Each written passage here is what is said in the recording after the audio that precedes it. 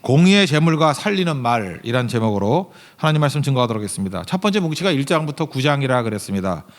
지혜가 예수님이다 그런 뜻이에요. 그 지혜이신 예수님, 예수님이 우리를 초청하고 또 공개적으로 초청한다 뭐 그런 얘기가 쭉 나옵니다. 예수로 살아야 된다 그런 얘기죠. 두 번째 묵시에서는 10장부터 24장까지 15장인데 예수님의 초청에 응답하면 어떤 일이 벌어지는가, 예수님을 나의 조종석에 두면 어떤 일이 벌어지는가, 또 다른 말로 하면 예수로 살면 어떤 일이 벌어지는가. 그래서 얼마 전에 그 뭐 드라마 있었지 않습니까? 슬기로운 의사생활 따가지고 슬기로운 신앙생활이 뭔가, 그런 것들을 살필 수 있다고 생각합니다. 그러니까 Not I but Christ예요. NIBC. 예수로 사는 삶. 그러니까 나로 살지 아니하고 예수로 사는 삶은 어떠한 모습이 있는가, 그런 겁니다. 근데 사실 이 두 번째 묵시는 설교가 쉽지 않습니다. 왜냐하면 이게 경구들 쭉 모아놓은 거거든요. 그래서 다 한 절 안에 대꾸가 있습니다. 그래서 흑백이 명확해요. 그래서 앞에는 뭐 지혜로운 자는 이런데 미련한 자는 뭐 그 반대다. 이게 다 대꾸예요, 대꾸. 그러다 보니까 무슨 얘기죠? 중간은 없다라는 것입니다. 지혜로 사느냐, 미련한 자로 사느냐, 예수로 사느냐, 세상으로 사느냐, 중립지대 없다, 그런 얘기입니다. 그래서 결단을 촉구하는 거죠. 그런 의미에서 이거는 자주 읽으면 좋겠습니다. 읽어서 이렇게 씹어먹듯이. 그러다 보면은 중간에 흐리멍텅하게 살아가는 우리 인생이 예수로 사는 거죠. 예수로 철저하게 살겠습니다라고 하는 것으로 가게 돼 있다라는 것입니다. 특별히 10장에서 살피는 건 뭐냐면 지혜로운 슬기로운 신앙생활이 되기 위해서는 출발이 두 가지라는 거예요. 첫째는 재물을 어떻게 다룰 것인가, 또 하나는 말을 어떻게 사용할 것인가.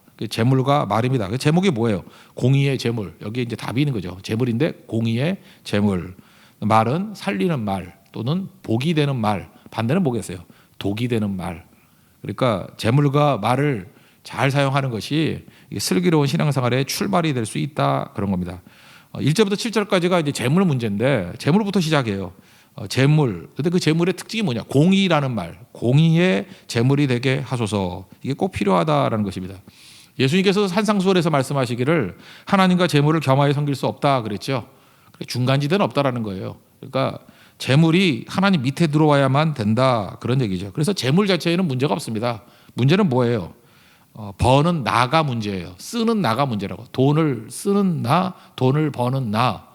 그래서 재물 갖고 뭐라 그럴 필요 없어요. 재물은 중립이니까. 내가 문제예요. 내가 어떤 자세로 서 있냐에 따라서 재물은 하늘과 땅이라는 거죠. 불의의 재물이라고 쓰고요. 또 반대는 뭐죠? 공의의 재물. 공이라는 거 우리 2장 9절에서 살피지 않았습니까? 먼저 하나님의 기준이라 그랬죠. 크게 볼 때 하나님의 공의예요. righteousness, 이게 하나님의 기준이거든요. 그러니까 공의의 재물, 그럼 뭐죠? 하나님의 뜻대로 벌고 하나님의 뜻대로 사용하는 재물, 그런 뜻이에요. 공의, 하나님 기준으로, 주를 위하여.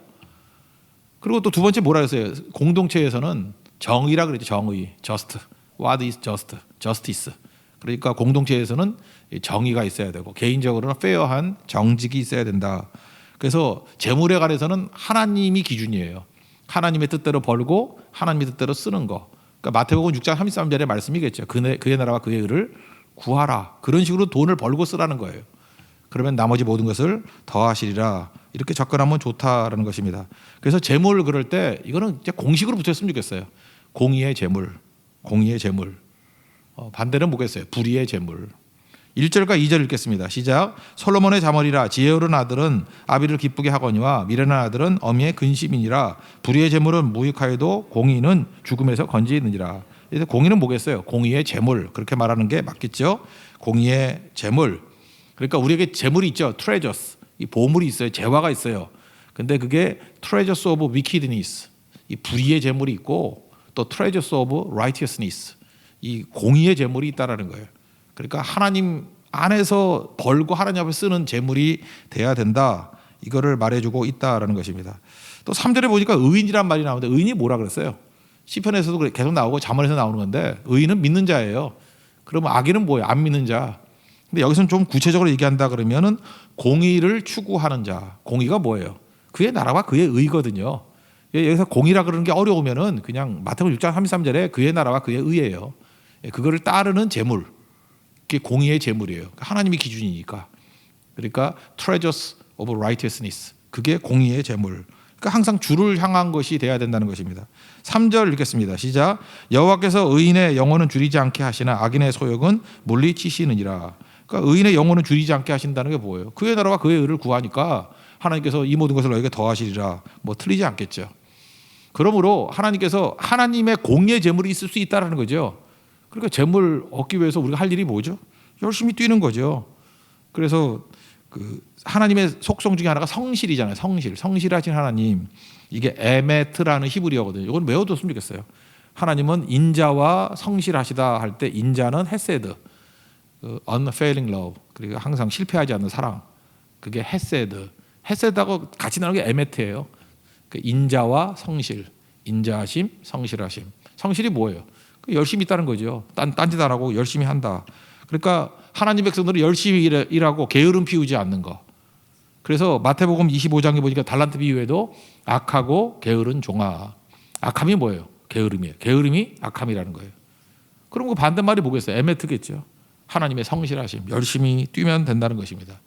이스라엘은요 여름에 추수합니다. 그래서 가을 추수가 아니에요. 그래서 여름 추수. 열심히 추수하는 자는 복이 있다 그런 얘기죠. 4절과 5절 읽겠습니다. 시작. 손을 게으르게 놀리는 자는 가난하게 되고 손이 부지런한 자는 부하게 되느니라. 여름에 거두는 자는 지혜로운 아들이나 추수 때에 자는 자는 부끄러움을 끼치는 아들이니라. 뭐 어떻게 살아야겠어요? 그러니까 열심히 성실하게 일하면 하나님이 주시는 재물이 있을 거 아니에요. 그 재물을 가지고 그 하나님의 공의를 위해서 쓰라는 거예요. 그의 나라 그의 의를 위해서. 불의의 재물. 그러니까 뭐예요? 반대로 재물 갖고 주로 뭐 하죠? 죄 짓잖아요. 죄 짓지 말고 그의 나라와 그의 의를 위해서 재물을 잘 쓰라. 주의 뜻대로 벌고 주의 뜻대로 쓰라. 그게 공의의 재물이에요. 그래서 우리 크리스찬들은 재물 얘기할 때 꼭 공의의 재물 이거 붙였으면 좋겠어요. 맨날 그 불의의 재물 이것만 알고 있는데 공의의 재물이 있을 수 있다 그런 얘기죠. 이렇게 공의의 재물을 잘 사용하면 어떤 일이 벌어지느냐? 뭐 복이 임한다 그러는 거죠. 여기 6절에 보니까 머리에 복이 임한다 그러는데 이거 시편 21편에 보면 3절에 주의 아름다운 복으로 그를 영접하시고 그다음 뭐라 하냐면 순금관을 그의 머리에 씌우셨나이다. 그래서 이스라엘 백성들은요 머리에 복이 된다는 건 뭐냐? 관 씌운다는 거예요. 생명의 관을 뭐 주신다, 관을 주신다 뭐 이런 얘기가 나오지 않습니까? 이건 뭐예요? 영광, 영예를 준다. 그러니까 하나님 앞에서 공의의 재물을 잘 사용하면 하나님께서 그를 영광스럽게 해준다. 그런 뜻입니다. 6절 읽겠습니다. 시작. 의인의 머리에는 복이 임하나 악인의 입은 독을 머금었니라. 그러므로 공의의 재물 잘하게 되면은 하나님께서 칭찬 주시고 걸음이 평안해진다. 뭐 그래 7절까지 한번 읽겠습니다. 시작. 의인을 기념할 때에는 칭찬하거니와 악인의 이름은 썩게 되느니라. 그러니까 우리 교회 쪽으로 한번 생각합시다. 교회는요 모든 재물 이렇게 물질이 모이는 거는 100% 헌금이어야 됩니다. 헌금 이외에 다른 것으로 교회가 들어오면 그건 유혹이에요. 예를 들어서 뭐 교회가 건물을 지어가지고 뭐 임대료를 가지고 뭐 한다. 그래서 그거 갖고 교회가 든든하게 사는 교회를 잘 못 봤어요. 그리고 또 여전대나 뭐 남전대 뭐 이렇게 뭐 참기름 팔아가지고 그 수익으로 뭘 하겠다 그러는데 그렇게 하다 보면 다 변질이 돼 버리는 거예요. 교회는 그냥 100% 헌금에 의해서 이끌려 가야 됩니다. 헌금. 그게 좋은 거고요. 그다음에 사용할 때는 항상 교회의 이름으로 개인이 주는 게 아니라 교회의 이름으로 그것만큼 좋은 게 없는 것 같아요. 그래서 여러분 내가 하나님께 내게 성실하게 일할 때 주시는 물질 있지 않습니까? 이 재물이 하나님의 뜻과 하나님의 뜻에 의해서 벌고 하나님의 뜻에 의해서 사용되기를 원합니다. 그 나라와 그의 의를 위해서 잘 사용되기를 원합니다. 한마디로 요약해서 뭐예요? 공의의 재물이 되게 하소서. 그게 중요한 겁니다. 내 모든 재물이 공의의 재물이 되게 하소서. 이 재물 때문에 사악함, 불의로 가지 않도록 이끌어 주십시오. 이게 슬기로운 신앙생활의 첫 번째라는 거예요. 물질, 그죠? 재물. 두 번째는 말이죠, 말. 이 말에 있어서 또 하나 공식이 있다 그랬죠. 이 잠언에 나오는 훈계라는 말이 나올 때는 다 성령으로 번역하면 한 95% 정도 맞는 것 같아요. 핵심은 뭐냐면 말을 할 때는 성령에 의해서 통제받는 말을 하라. 그러니까 성령이 말하게 하심을 따라 말하라. 사도행전 2장의 표현에 의하면 성령의 말하게 하심을 따라 말하라. 17절이 핵심이겠죠. 17절 읽겠습니다. 시작. 훈계를 지키는 자는 생명길로 행하여도 징계를 버리는 자는 그릇 가느니라. 그러니까 훈계를 성령으로 바꾼다 그러면 뭐예요? 성령에 따라서 사는 자는 생명길로 행한다. 그런 뜻이겠죠. 성령이 하시는 일이 뭐겠어요? 기억나게 하시는 거예요. 이렇게 하나님 말씀을 많이 듣다 보면 성령께서 이렇게 기억나게 하셔서 어떤 말을 해야 될지를 알려주신다는 것입니다. 그러니까 성령께서는 이렇게 조명의 능력이 있다 그랬잖아요. 비춰주시는 거. 우리가 본다 그럴 때 눈도 있어야 되지만 빛이 있어야 되죠. 성령이 이렇게 비춰주셔요. 비춰주시면 그 강조되는 것들이 보인다고요. 그래서 그거를 생각하고 말하게 돼 있다는 것입니다. 그러니까 성령과 동행하는 게 중요한 거겠죠. 그래서 말을 할 땐 특별히 성령 안에서 말을 해야 돼요. 그러지 않으면 굉장히 위험해지는 거죠. 어떤 가문들 이렇게 보잖아요. 이렇게 보면은 할아버지, 당대, 또 뭐 손자 때 이렇게 3대나 4대를 볼 수 있습니다. 근데 재밌는 게 뭐냐? 목회를 하다 보면은 다 만나잖아요. 할아버지 대, 뭐 아버지, 어머니, 또 자녀 대, 또 심지어 거기 자녀들이 결혼해서 또 그 밑에도 또 4대를 볼 때도 있어요. 근데 묘한 게 뭐냐면 말이 비슷해요. 할머니 쓰는 말이 엄마가 쓰고 엄마가 쓰는 단어를 또 거기 쓰고 진짜 비슷해요. 저는 선교사님들 많이 만나잖아요. 근데 이제 외국에 있다 그래서 그런지 모르지만 선교사 자녀들 만나보면 나 아버지가 누군지 알겠어. 아버지 쓰는 말 그대로 써요. 거의. 그래서 여러분 그런 말 들어보셨습니까? 미치기까지는 3대가 필요하다. 3대 걸린다. 그러니까 한 놈이 미치는 게 아니에요. 그러니까 할아버지도 미친 말 하기 시작하니까 아버지도 미친 소리 하고 나머지는 확 가버리는 거죠. 그래서 여러분들 이거는 상황적인 유전이에요. 환경적인 유전. 우리 가문의 언어가 바뀌어야 돼요. 욕하는 집에서 욕을 하고요. 저주하는 집에서 저주하고 원망하는 집에서 원망한다고. 그러니까 미치기까지는 3대 걸린다 그러니까 끊어버려야죠. 이제는 축복의 말을 하는, 그죠? 이게 결국은 변화가 뭡니까? 언어죠. 관계가 나쁜 사람의 특징이 뭔지 알아요? 성령을 이렇게 별명지어요. 성령은 관계의 영이다. 성령이 함께하니까 관계가 좋아졌죠. 뭐 대표적인 게 그거 아니에요. 우리 오순절에 성령이 임하니까 말이 통했잖아요. 그죠? 각국 방언으로. 바벨탑 반대죠. 바벨탑은 말이 혼잡해져가지고 통하지가 않았잖아요. 그럼 제일 중요한 게 뭐예요? 성령의, 우리 축도할 때 성령의 교통하심이 소통의 영이에요. 관계가 좋아지는 영이라고. 성령께서는 어떻게 관계를 좋게 만드시느냐? 우리 언어를 바꿔서 관계를 좋게 만든다는 거예요. 그러니까 관계가 나쁜 사람들 보면은 말이 거칠어요. 말에 독이 있어. 그러니까 들으면 기분이 나쁜 거예요. 들으면 상처가 되는 거예요. 그래서 관계가 다 깨지는 거예요. 관계 딴 거 아닙니다. 말만 가지고도 관계가 좋아질 수 있다니까요. 해서는 안 되는 말 하니까 관계가 깨지는 거예요. 독한 말 하니까 깨지는 거예요. 입에는 두 가지가 있죠. 복이 나오는 말이 있고 독이 나오는 말. 그러니까 말을 잘할 줄 알아야 된다라는 것입니다. 이게 되게 중요한 거죠. 그러니까 다툼을 이루는 말 그런 거 하지 말라고. 10절부터 12절까지 한번 읽어볼까요? 시작. 눈짓하는 자는 근심을 끼치고 입이 미련한 자는 멸망하느니라. 의인의 입은 생명의 샘이라도 악인의 입은 독을 머금었느니라. 12절. 미움은 다툼을 일으켜도 사랑은 모든 허물을 가리느니라. 그러니까 중요한 게 뭐예요? 관계 속에서 내가 독이 나오는 말이 아닌가. 독이 나오면은 사실은 자기부터 중독되는 거 아니에요? 독한 말을 하는 사람은 제일 먼저 독이 나를 통과하잖아요. 나부터 망해요. 그리고 상대도 죽이게 만드는 거. 그러니까 이게 보세요. 생명의 샘이 되라 그랬잖아요. 샘이 솟듯이 복이 나오는 말이 돼야지 독이 되는 말이 돼서는 안 된다는 것입니다. 특별히 10절에 보니까 눈짓하는 자 그랬는데 이거 주석을 보니까요. 눈짓이 뭐냐 하면은 그 악을 행하자고 하는 눈짓이에요. 그죠? 이렇게 상대를 넘어뜨리자 하는 사인이 있죠. 이렇게 눈짓하면서 저는 죽이자 뭐 이런 거 있잖아요. 영화 안 봤어요? 뭐 그런 거. 그게 눈짓하는 자래요. 그러니까 우리가 입조심도 해야 되지만 눈빛도 조심해야 돼요. 제가 눈자국이 너무 감사해요. 눈빛을 줄 수가 없어요. 그죠? 눈빛도 이렇게 누구를 넘어뜨리는 눈빛 조심해야 되고 입 조심해야 되고 참 게 중요한 것 같아요. 그리고 다툼 일으키고 뭐 죽인다 그러는데 특별히 18절 한번 읽어보자. 18절 시작. 미움을 감추는 자는 거짓된 입술을 가진 자요 중상하는 자는 미련한 자니라. 이 중상하는 자가 뭐냐 그랬더니 상대를 혐오의 대상으로 만드는 거예요. 그게 뭐냐면 이런 거 있죠. 희생양 삼는다는 거. 희생양. 그러니까 언어를 보면 그가 누구에게 속했는지를 알아요. 사람을 살리지 않고 자기 살자고 누구 희생양을 만드는 거예요.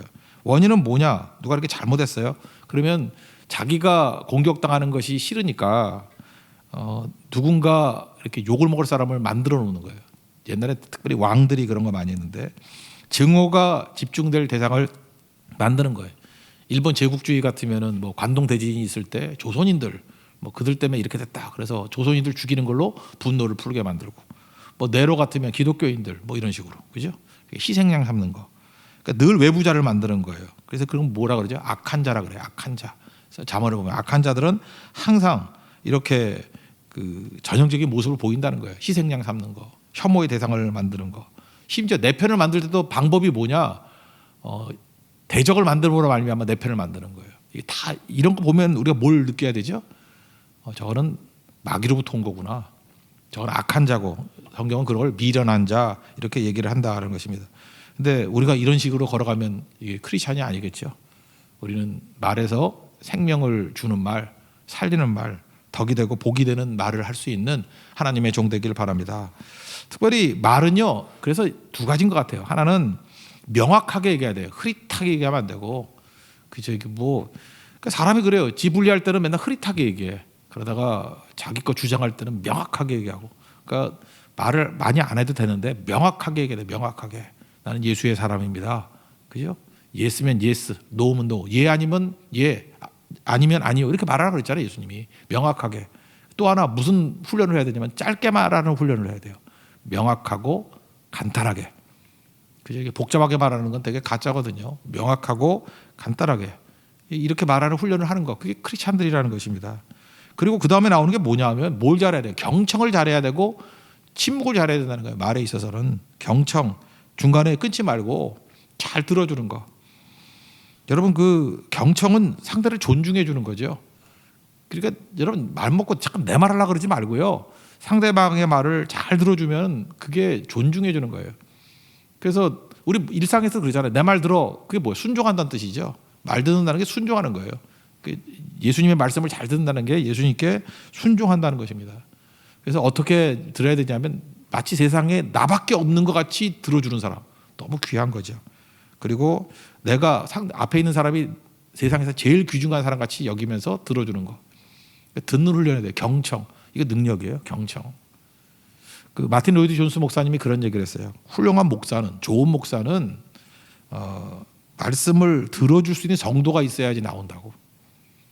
저도 그렇잖아요. 여러분들 이렇게 잠언하는데 잠언 설교를 이렇게 쭉 하잖아요. 하면은 잠언을 들으면 잠이 와. 그러면은 이거 계속 하겠어요? 그죠? 이렇게 다 엎어져 자고 뭐 이러면은 오지도 않고 그러면 안 되는데 여러분들이 이렇게 들어주잖아요. 그죠? 들어주는 청중이 있으니까 잠언 설교를 할 수 있는 거죠. 그죠? 이게 경청이에요, 경청. 들어주는 게 주의 일 하는 겁니다. 경청하는 게 하나님의 일을 크게 한다. 이거 잊지 말고 잘 들음으로 말미암아 쓰임 받는 하나님의 종 되기를 바랍니다. 또 하나가 침묵이에요. 말 많이 하지 말고 침묵하라는 거예요. 침묵하면 말 많으면 허물을 명키 어렵대요. 특별히 제가 목회자지만 맨날 반성하는 게 그거예요. 이렇게 말을 많이 했나? 설교할 때 빼놓고는 말을 많이 하지 말아야 되는데 그래서 교회에서 상처를 많이 입는 거예요. 사람들이 목회자 때문에 상처를 입고 또 성도 때문에 상처를 입고 일단 제일 나쁜 건 말 옮기는 거. 그런데 어떤 때는요 이게 비밀스러운 기도 제목이잖아요. 근데 마음속에 너무 안타까운 마음에 도와준다고 생각하면서 같이 기도하자라고 했는데 그게 비밀 누설이 돼버린 거예요. 그러니까 어떻게 보면은 목사만 알고 상대방만 알기를 원하는 얘기였는데 그걸 같이 기도해 준다고 얘기를 하면서 또 퍼져나가고 그것도 상처가 되는 경우도 있고 뭐 아차 싶죠. 그때 뭐 사과하고 죽을 죄였다 그래야죠. 그리고 또 하나 어떤 사람이 주책 맞게 기도를 한다 그러면서 막 크게 기도하면서 막 폭로하는 사람도 있죠. 그죠? 그거 마귀지 그게 남 문제 할 때 그걸 크게 기도하면 어떡해요? 뭐 그죠? 뭐 대혁이가 무슨 죄를 졌는데 하나님 뭐 회개하게 해주시고 그러면은 그 욕이지 그게 기도겠어요? 그렇지 않겠어요? 그렇게 하면 안 되겠죠. 그래서 기도 크게 하면서 그걸 막 들으라고 하는 거는 그건 하나님께로부터 온 거는 절대로 아니겠죠. 그래서 참 교회는 상처 입기 참 쉬운데 왜냐하면 세상은 이렇게 껍데기만 다루는데 우리는 영혼의 동반자들이잖아요. 그러니까 정말 조심하고 성령의 컨트롤 안에 놓여 있는 거 이게 너무너무 중요하다는 것입니다. 19절부터 21절까지 읽겠습니다. 시작. 말이 많으면 허물을 면하기 어려우나 그 입술을 제어하는 자는 지혜가 있느니라. 의인의 혀는 수능과 같거니와 악인의 마음은 가치가 적으니라. 의인의 입술은 여러 사람을 교육하나 미련한 자는 지식이 없어 죽느니라. 그래서 슬기로운 신앙생활 두 가지죠. 재물 뭐가 들어가야 돼요? 공의의 재물. 공의가 뭐라고요? 하나님의 뜻. 그죠? 하나님의 뜻대로 쓰고 벌고 하는 재물. 그 다음에 살리는 말. 이게 뭐예요? 복이 되는 말이에요. 반대는 뭐죠? 독이 되는 말. 그거는 누굴 죽이는 말 쓰면 안 되겠죠. 그래서 이 두 가지 재물과 말에 있어서 예수님을 따라가는 인생이 되라. 그리고 이제 그 다음에는 이제 결과예요. 결과 뭐 다 좋은 거겠죠. 재물과 말이 지혜로운 슬기로운 신앙생활을 하면 결과들이 뭐냐? 22절부터 32절까지 쭉 나오는데 첫째는 부해지죠. 부작용 없는 근심 없는 부해짐 그런 거죠. 22, 23절 읽겠습니다. 시작. 여호와께서 주시는 복은 사람을 부하게 하고 근심을 겸하여 주지 아니하시느니라. 미련한 자는 행악으로 낙을 삼는 것 같이 명철한 자는 지혜로 낙을 삼느니라. 그러니까 열매로서의 부함이에요. 그러니까 부자가 되는 게 뭐 그게 아니라 열매로서. 하나만 더 본다고 31절 한번 읽어보세요. 이거 좀 잔인한 얘기가 나오잖아요. 31절 시작. 의인의 입은 지혜를 내어도 패역한 혀는 배임을 당할 것이니라.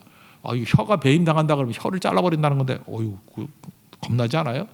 이게 무슨 뉘앙스냐 하면요, 그 나무 얘기를 하는 거예요. 나무를 심고 나면은 열매를 거두죠. 그래서 의인의 입은 지혜를 내어도가 아니라 지혜라는 열매를 맺어도 그런 뜻이에요. 그리고 패역한 혀는 그 열매를 못 맺으니까 우리 그 요한복음 같은데 보면은 열매를 맺지 못하는 가지마다 이렇게 잘려진다 그런 얘기가 나오죠. 가지 자른다 그런 얘기예요. 그러니까 혀가 배임을 당한다는 것은 뭐냐? 그렇게 열매 맺지 못하는 것은 주님께서 베어버리신다. 뭐 그런 뜻으로 이해하면 좋을 것 같습니다. 그러니까 무슨 얘기예요? 이게 하나님 안에서 재물과 말에 있어서 동행하는 관계를 그러니까 예수로 살면 열매 거둔다 그런 뜻이겠죠. 열매 거둔다. 그래서 승리하게 된다라는 것입니다. 여러분 그럼 나중에 어떤 일이 벌어져요? 이렇게 재물 가지고 하나님의 뜻이 이루어지는 걸 보니까 재밌죠. 그죠? 즐겁고 또 말을 통해서 사람들이 막 살아나는 걸 보면 그 재밌잖아요. 그 재미도 살라는 거예요. 그 재미로. 미련한 놈들은요, 미련한 자 동의어가 이제 악인인데 악인은 행악 나쁜 짓 해가지고 그걸 즐거워해. 막 누구 욕해가지고 괴로워서 잠 못 자는 거 보고 신난다 이러고, 그죠? 그다음에 물질 가지고 막 죄짓고 하면서 신난다. 역시 돈이 최고야. 역시 내가 뭐 외제차 뚜껑 열리는 차 타고 다녔더니 사람들이 뚜껑이 열리는 거 봤지 막 이러면서, 그죠? 그게 뭐예요? 이게 행악으로 낙을 삼는 자죠. 이런 자들의 특징이 뭐죠? 부메랑이에요. 부메랑. 갔다가 상대도 치지만 부메랑 나를 쳐버려요. 나를 쳐서 나도 죽는 인생이 된다. 그런 얘기죠. 이 바보죠, 바보. 제가 어떤 그 개척교회 목사님 자녀들을 딸하고 아들 하나인데 정말 그 집은 정말 믿음의 가정이에요. 아주 안쓰러울 정도야. 그냥 주님만 바라보고 조지밀러 같이 물질도 하나도 없어. 그냥 기도 한번 채워지고 기도 한번 채워지고. 어떻게 저러고 사나. 근데 그러고 한 2, 3년을 살아요. 계속 기도하고 살고. 근데 그 자녀들이 지금 대학생 되고 다 건강하게 잘 자라요. 자라는데 그 자녀들에게 하는 말이 관용구야, 관용구. 야, 육신의 아버지는 못 해주니까 네 진짜 아버지한테 구해. 그게 하나님이거든요. 엄마도 그래요. 야, 육신의 어미는 해줄 게 없어. 네 진짜 부모인 하나님께 구해. 근데 그게 불만이 없어요. 그러니까 애들이 물질이 넉넉하지 않기 때문에 요즘 젊은이 같지 않아요. 20대 같지가 않아요. 얼마나 깊이가 있는지. 그 속에 뭐 제가 볼 때 한 2, 3년 정도는 꿇어 있는 것 같이 보여요. 그 노자가 그런 얘기잖아요. 노자는 엄마 뱃속에서 80세까지 있다가 나왔다며. 뻥이지, 뻥. 그러니까 그걸 거짓말 그렇게 하지 말고 그만큼 노자는 깊이가 있었다 이렇게 생각하면 되잖아요.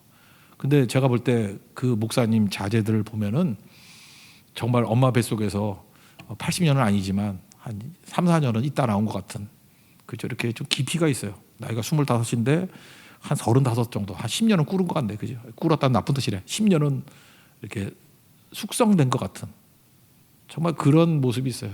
참 남의 집 자녀 보고 부러운 적은 처음이에요. 너무너무 멋있다.